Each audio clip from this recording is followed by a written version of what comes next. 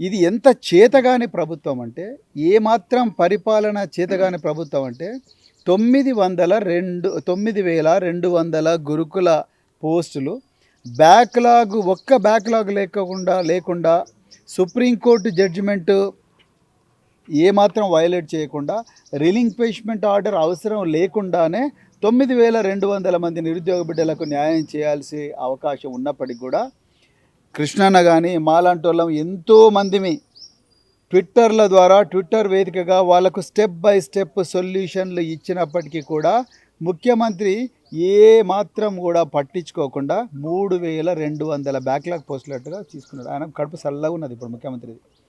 ఏంది ఆయన టార్గెట్ ఇది ముఖ్యమంత్రి గారిది? ఎల్బీ స్టేడియంలో అంగరంగ వైభవంగా ఓ డ్రామా జరగాలి, బాహుబలి సినిమా లాగా.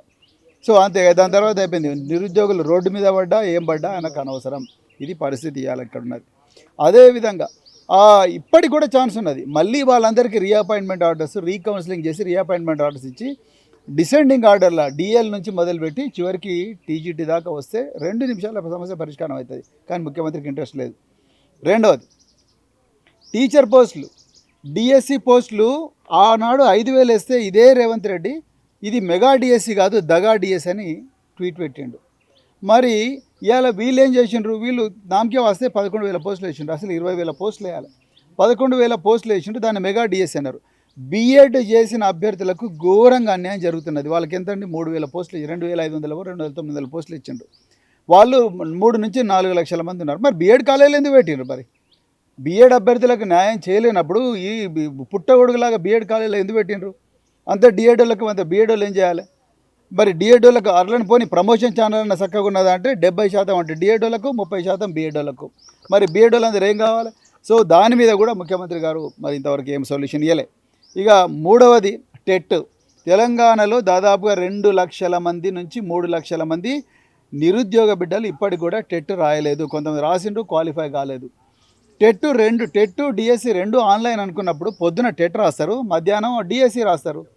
ఏమున్నది? వాళ్ళకు ఒక టెస్ట్ పెడితే ఏమున్నది? అరే మీరు అధికారులు చెప్తే వాళ్ళు సొల్యూషన్ తీసుకొస్తారు, మీ గుండెలో లేదు సొల్యూషన్ తీసుకురావాలని. టెట్ ఒకసారి, డిఎస్సి ఒకసారి పెట్టండి, అయిపోతుంది. You can do it simultaneously, nobody stopping the government. కానీ అది చేయడానికి ఇష్టం లేదు ముఖ్యమంత్రి గారికి. సో నిరుద్యోగులు అట్లా ఒక 3 లక్షల మంది నాశనం అవుతున్నారు. ఇక తర్వాత పీఈటీ పోస్టులు పెంచలేదు. ఇంతకుముందే కృష్ణ అన్నాడు, పీఈటీ పోస్టులు లేకుండా పిల్లలు ఎస్ఐలు ఎట్లయితారు, సిఐలు అవుతారు, ఆర్మీకి ఎట్లా పోతారు, ఒలింపిక్ మెడలిస్ట్ ఎట్లయితారు? కారు గొర్రెలుగా పోతారు. ఆ గొర్రెలు కాస్తున్నామంటే ఆ స్టేట్మెంట్ల మీద కూడా ఆ బర్రెలెక్క లాంటి వాళ్ళ మీద కేసులు పెట్టిండ్రు. ఆ పరిస్థితి ఇవాళ తెలంగాణలో ఉన్నది. అదేవిధంగా పీఈటీ పోస్టులు పెంచలేదు.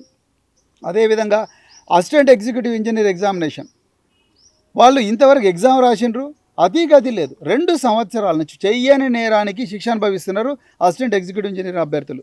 ఎందుకు వాళ్ళకి ఇస్తలేరు? ఎందుకు వాళ్ళకి అపాయింట్మెంట్ ఆర్డర్ ఇస్తలేరు? దానికి రీజన్ లేదు గవర్నమెంట్ దగ్గర. టీఎస్పీసీని అడిగే దమ్ము లేదు.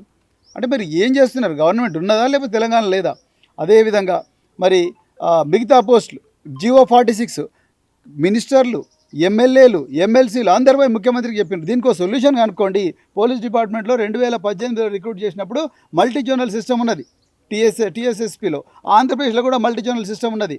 ఇది తెలంగాణ స్పెషల్ పోలీస్ అనేది డిస్ట్రిక్ట్ లెవెల్ పోస్ట్ కాదు. నేను పోలీస్ ఆఫీసర్గా పనిచేసి చెప్తున్నాను. నేను డిస్ట్రిక్ట్ పోలీస్ కాదు, అది మల్టీ జోనల్ స్పెషల్ పోలీస్ అనేది.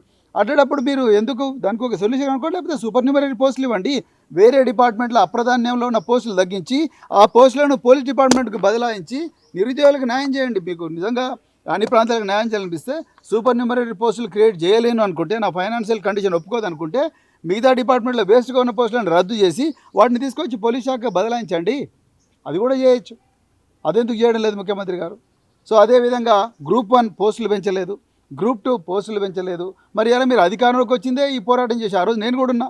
మరి ఇక్కడ పెద్దలు కోదండరామ్ గారు కూడా ఇంతవరకు రాలేదు. మరి వారు కూడా ఒకసారి వస్తే బాగుంటుంది. సో వారికి ఇప్పటికి కూడా తెలంగాణ ప్రజల నుంచి వాళ్ళకు గౌరవం ఉన్నది.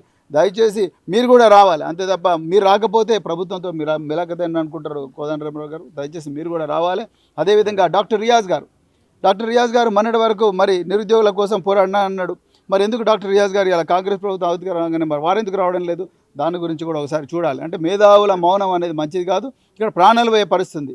ఎంత ఘోరం అంటే వీళ్ళని కనీసం ఇప్పటి వరకు ఒక డాక్టర్ వచ్చి చెక్ చేయలేదండి వాళ్ళ ఆరోగ్య పరిస్థితి. అంటే ఏమన్నా కానీ వీళ్ళు జస్టిస్ అవని మనకే ఉన్నది, మనం చేసేది చేద్దాం అన్న నిరంకుశ ధోరణే గత ప్రభుత్వాన్ని ముంచింది.